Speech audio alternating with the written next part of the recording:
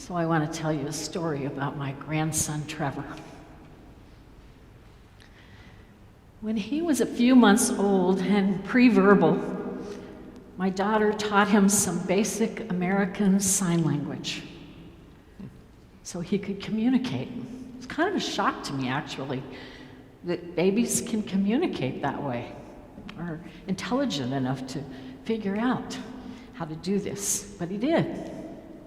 And she taught him words like love, and the names, the words for his favorite foods, for bed or sleep, and the word for more. And he used them at the appropriate times. It's quite surprising to me. And he was getting quite proficient when the time for his baptism arrived, and I was so excited to baptize my first grandbaby. And I will never forget the look on his face when I poured the water over his head. It was this look of wonder and awe, and I looked at him and I thought, he knows something really important is happening to him right now. And when the baptism was all done, I lifted it up over my head so that everybody could see this face of joy, this face of wonder. And then he did it. While I was holding him up over my head, he did this. More. And to me, I thought he had experienced the divine, the holy something, and he wanted more of it. And all I could think of to myself was he wants more Jesus. When I hear the story in today's gospel of Mary's visit to Elizabeth, I'm especially enthralled with the child leaping in his mother's womb at the recognition of this holy moment when he met Mary, the mother of his Lord. Because I believe children have a unique ability to recognize the divine, to experience a holy moment and feel the pure joy of it. Because kids don't have all the interior clutter that we adults have that block out the awareness of holy moments. Even in the womb, they sense the presence of the divine, and like John the Baptist, it causes them to leap with joy. Do you realize how incredibly holy that moment must have been? It's such a familiar story, but do you ever stop for a moment and think about what it would have been like to be there? To be Elizabeth in that moment? Did her mouth drop open? Did her knees buckle a little? Was there a holy hush for just a moment? We get a hint of what it might have been like when we hear the rush of words that fall from Elizabeth's mouth. Blessed are you among women, and blessed is the fruit of your womb. And why has this happened to me, that the mother of my Lord comes to me? For as soon as I heard the sound of your greeting, the child in my womb leaped for joy. And blessed is she who believed that there would be a fulfillment of what was spoken to her by the Lord.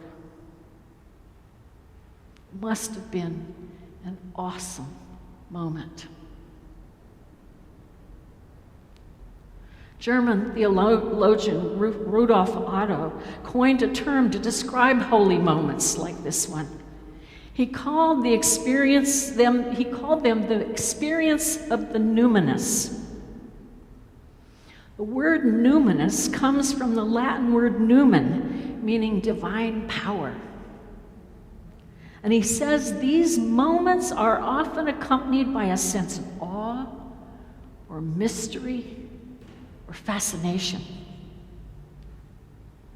Elizabeth had an experience of the numinous, an awareness of the presence of God, and it knocked her socks off. Perhaps you remember moments of the numinous in your own life. Maybe you suddenly recognized Christ in another person. Perhaps you experienced the holy through nature and through creation. Or you had an awareness of the divine in an event or a series of coincidences. In some of these numinous experiences, you can hardly miss the presence of God. Edgar Mitchell, an astronaut on Apollo 14, the sixth man to walk on the moon, had an encounter on his way back to Earth. Listen to his description of it. Suddenly, from behind the rim of the moon, in long, slow motion moments of an immense mystery, there emerges a sparkling blue and white jewel. A light, delicate sky blue sphere laced with slowly swirling veils of white, rising gradually like a small pearl in a thick sea of black mystery. It takes more than a moment to fully realize this is Earth, home. Gazing through 240,000 miles of space toward the stars and the planet from which I had come, I suddenly experienced the universe as intelligent, loving, and harmonious. My view of our planet was a glimpse of divinity. We went to the moon as technicians. We returned as humanitarians. Edgar Mitchell had an experience of the numinous, and it changed his life. That was a holy encounter that would have been difficult to miss. Other encounters with the Holy One are easier to overlook. Let me tell you the story of Rosie Decker to tell you what I mean. I have been involved with L'Arche for decades now. L'Arche is an international organization that creates homes where abled and developmentally disabled people live together in community. I heard this story from Xenia Kushpeta, a Ukrainian woman who lived in the L'Arche home in Toronto when I visited there. Rosie was a 21-year-old developmentally disabled woman when Xenia met her. No one saw the divine in Rosie.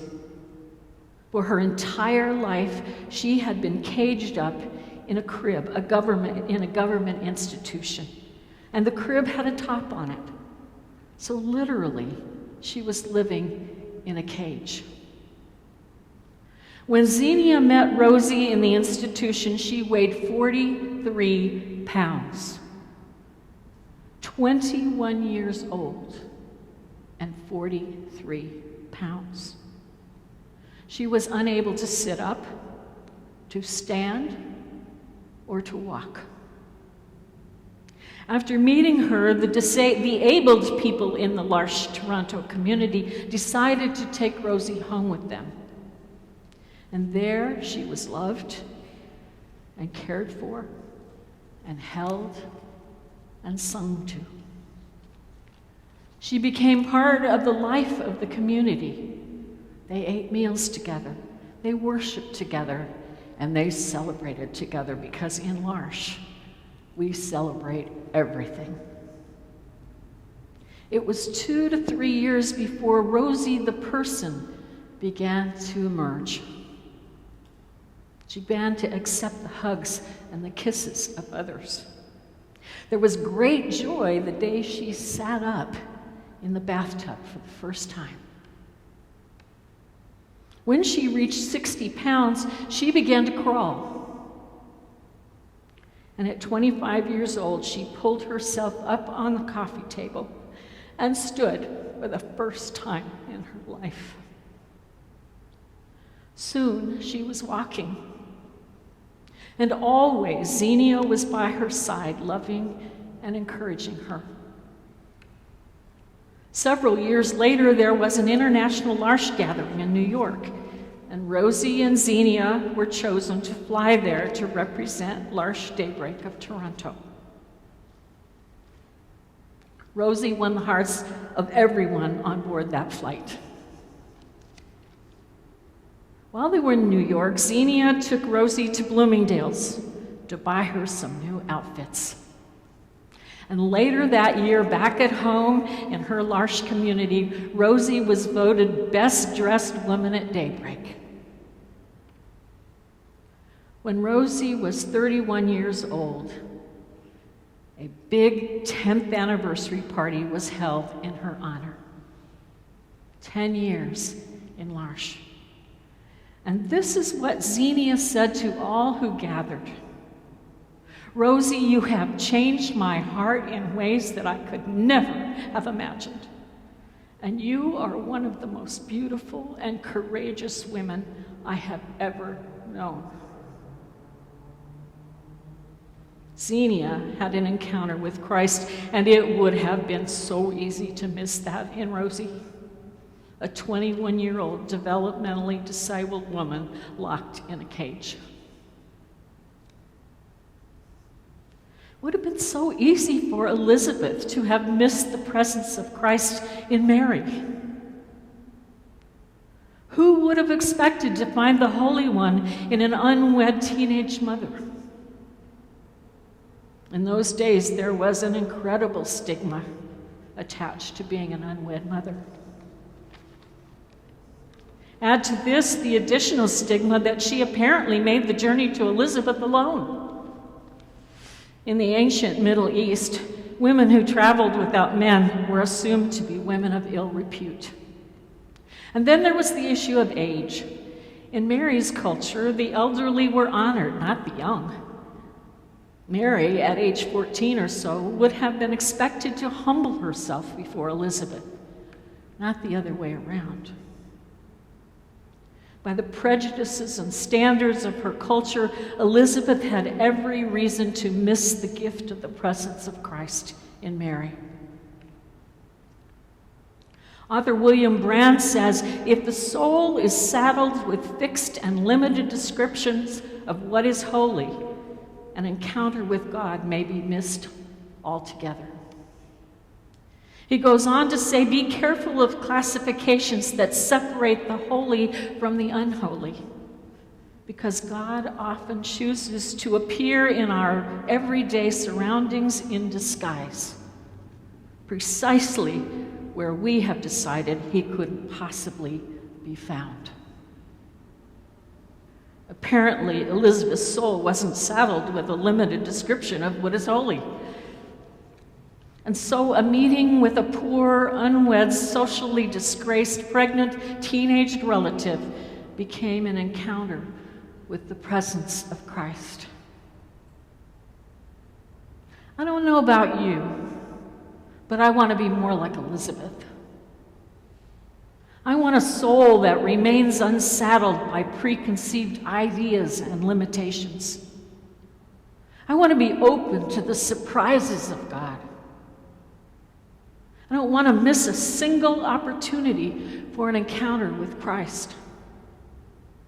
I want an experience of the Numinous.